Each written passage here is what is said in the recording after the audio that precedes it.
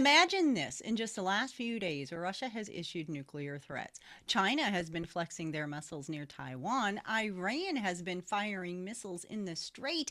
And in the middle of all of it, Israel is warning about increased tensions with Turkey. So for some, this may seem just like headlines, but the fact of the matter is, these are reminders that ancient prophecy isn't so ancient. We're actually beginning to see it come to pass in real time. So for today, we're going to take a look at the headlines, unpack what's happening, why it matters, and why believers should be paying close attention.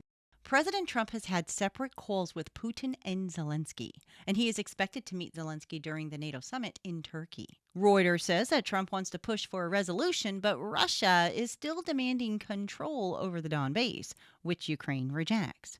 At the same time, the war is not slowing down. Reports say that Russia carried out major strikes, Ukraine is retaliating, and both sides are still talking escalation even while diplomacy is being discussed. Meanwhile, the UK has intercepted 2 Russian planes over the Norwegian Sea.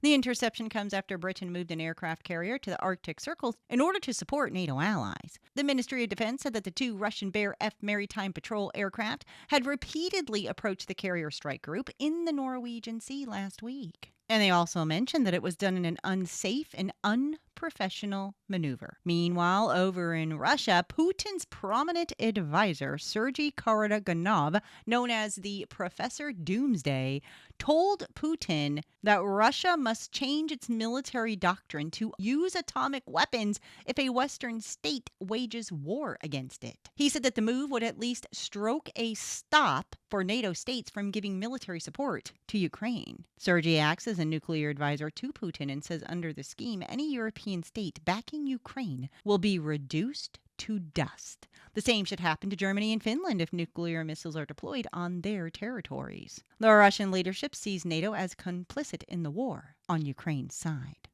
Some fighting words coming out of Russia, but I really don't believe that Russia's going to take that move right now and go nuclear, because nobody wins from a nuclear war, and Putin has even said this himself. But I have a question for you guys. Do you think that we are in the beginning stages of World War III? Now, I've said it in the past because I really do believe that. And I also want to share a quote with you from Michael Schneider of the Most Important News. He goes on to say that as the war in Ukraine continues to intensify, there is going to be an enormous amount of pressure on Western leaders to intervene more directly. And once we find ourselves in a direct shooting war with the Russians, that will put us just one step away from a nuclear war. He goes on to say we are literally watching World War III unfold right now in front of our eyes, but most people don't even realize it. Do you think he has a point there? Let me know in the comments. Something else that he points out in his article, and I'll make sure to leave a link for you guys below this video so you can go check it out. But he points out that during the beginning stages of World War I and World War II, they didn't call it World War I or World War II. And they're doing the same thing now with what's happening with Ukraine and Russia, Israel, Iran, the United States, even the tensions between China and Taiwan. Nobody's really calling it World War III. Some are, but some are ignoring that fact. Do you think that we are in the beginning stages of that? And something else that Michael points out in his article that is very interesting. The war between Russia and Ukraine has actually lasted longer than World War I. So a very interesting fact. And speaking of Russia and China, they are actually holding naval drills right now. And it's also being reported that Russia approved secret Chinese military training for Russian forces, including training at PLA facilities in China. Now, China denies any wrongdoing, but European officials viewed it as a serious sign of deepening Russia-China military cooperation. Plain English, Russia and China are not just talking, they are coordinating militarily, possibly even against the U.S. Now, in addition to that, it's also being reported that China has tested missiles The missile, which was carrying a dummy warhead, was launched from a nuclear-powered submarine at 12:01 p.m. local time, according to China's state-run news agency. It landed precisely within the designated waters, according to the agency, without providing details on the location or exact type of projectiles. It was China's first test since 2024, when it fired an intercontinental ballistic missile into the Pacific for the first time in more than 4 decades.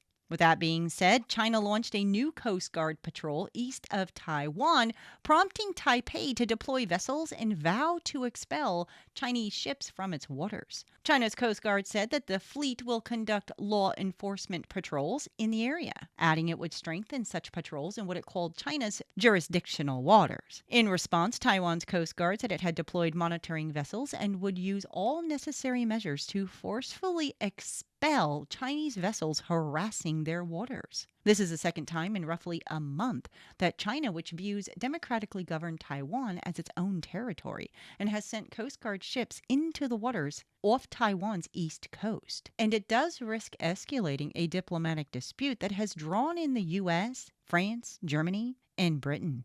So here's the problem with the Chinese and Taiwan situation. Obviously, the United States does not need another conflict under its belt, but China continues to be hot to trot with their military drills near Taiwan. Taiwan, of course, is defending herself, and China continues to state repeatedly that they will take Taiwan by force if they have to, because they believe that Taiwan is their territory. Now, obviously, this represents a problem for the United States, Britain, Germany, and France, because eventually we will get pulled into this conflict whether we want to or not. And if Russia gets involved, it will be a disaster. So the good thing about China is that they are very patient. They will not make a move until they are completely ready. But do we have time on our hands right now? I guess we're just going to have to wait and see, but definitely a very sensitive situation. And speaking of sensitive, I would like to move along and talk about Israel and Turkey.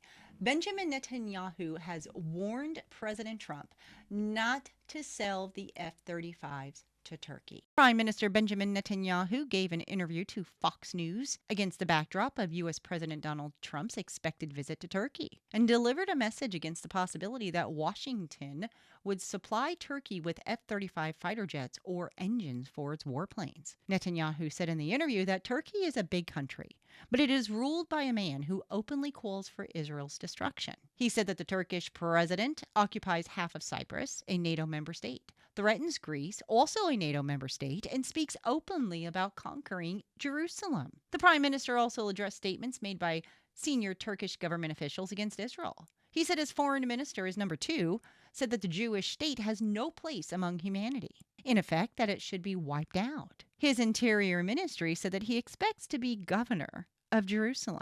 At the same time, ahead of the NATO summit to be held in Turkey with Trump's participation, Israel has conveyed to member states that it expects them to condemn the remarks of the Turkish foreign minister, who described Israel as a burden on humanity. Prime Minister Benjamin Netanyahu also spoke to CNN on Tuesday regarding the U.S. sale of the F-35 fighter jets to Turkey shortly after U.S. President Trump discussed the sale with the Turkish president at the press conference in Turkey. Netanyahu told CNN that he had spoken to Trump about his concerns regarding the possibility that the sale could disrupt the balance of power in the region.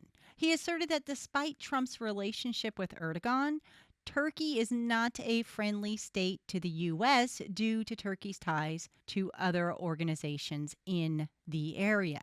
Netanyahu also noted that Erdogan's support for Hamas and a history of imprisoning political opponents and journalists. He said he's not exactly a model ally of the U.S. Now, President Trump told reporters during a press availability at the top of his bilateral meeting with Erdogan that the U.S.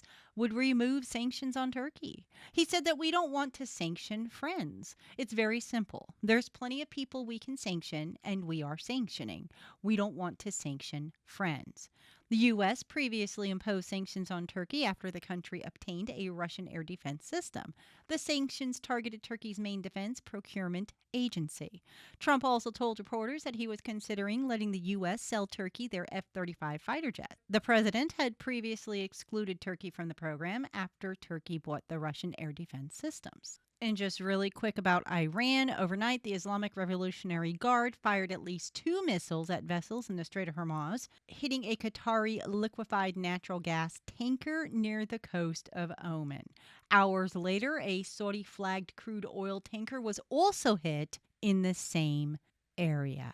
The Temple Institute and the Temple Mount Faithful organizations in Israel have manufactured ritually approved utensils for temple service and trained men whom they believe descend from the priestly and Levitical lines to be both priests and Levites to perform the sacred duties of temple service, including renewing the sacrificial system. To this end, they reconvened the Sanhedrin that oversees temple activities and created blueprints for constructing the temple. And each year at major Jewish holidays connected to the temple, they enact the burnt offering on a portable altar near the Temple Mount and hold music concerts related to temple service. In addition, and perhaps most important, Jewish groups have obtained qualified red heifers, whose ashes are required to purify the priests and ritual vessels in order to begin temple construction and service. Some have staged trial burnings of disqualified heifers to practice for the expected day of the red heifer ceremony. Now, Prophecy News Watch is reporting that a new poll commissioned by the Temple Mount Heritage Foundation and conducted by the Direct Polls Institute shows that 55% of Israeli Jews now support rebuilding the Third Temple on the Temple Mount. That statistic alone represents a dramatic cultural shift. But perhaps even more astonishing is another development.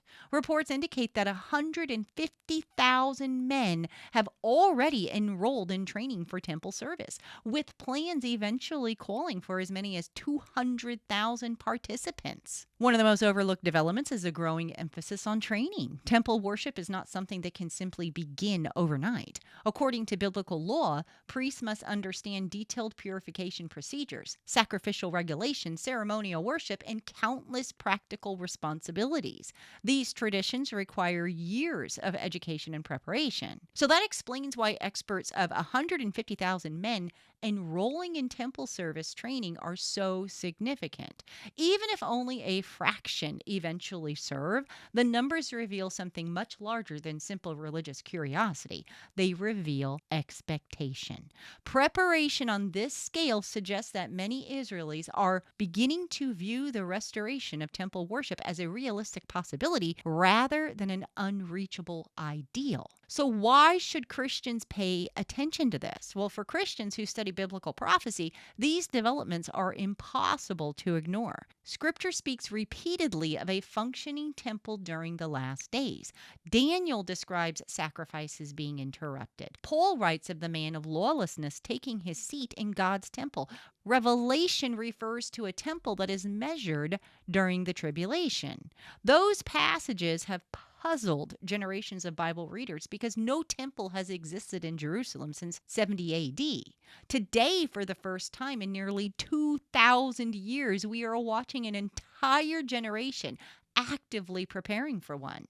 That does not mean construction begins tomorrow, nor should Christians fall into the trap of predicting dates or claiming every headline fulfills prophecy. Jesus, in fact, warned against that. Instead, he told his followers to watch. There is a profound difference between setting dates and recognizing seasons.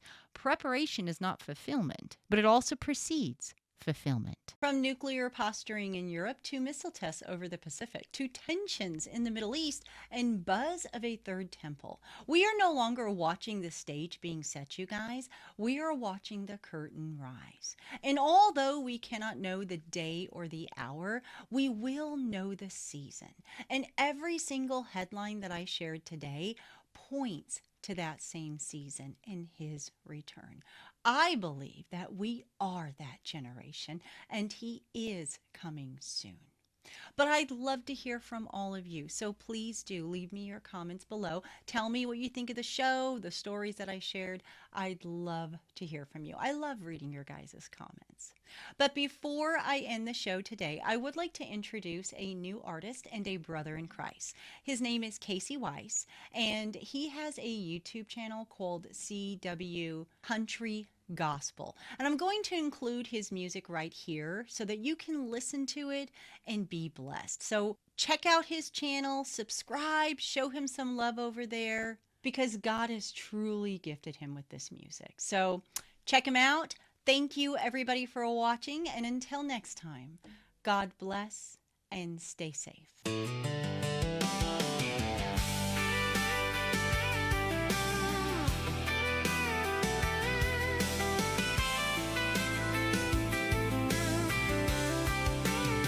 No one may know the day or the hour, but the signs are all there. You can feel Jesus' power. Wars and rumors of war every day. Pestilence made by man won't go away. Moral degeneration everywhere you look. All around the world they hear words from the book. The earth is shaking like never before. Fireballs raining down every which way. False prophets keep on begging for more. One world religion closer every day. No one may know the day or the hour, but the signs are all there. You can feel Jesus' power. Get ready while you can, 'cause it won't be long now. Reach for Jesus' hand and answer his call.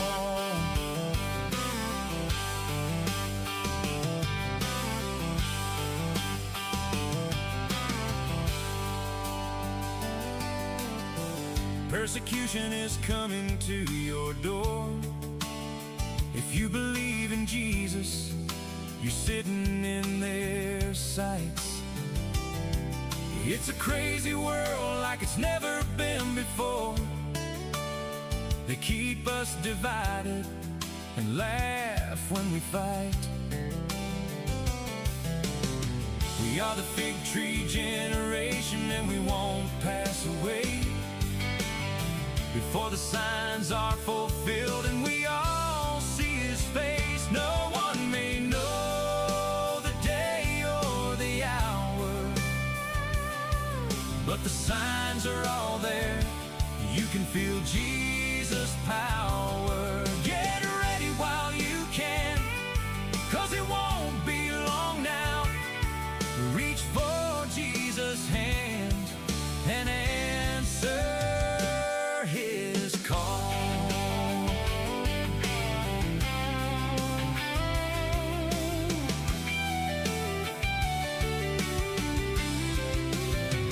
No one may know the day or the hour, but the signs are all there. You can feel Jesus'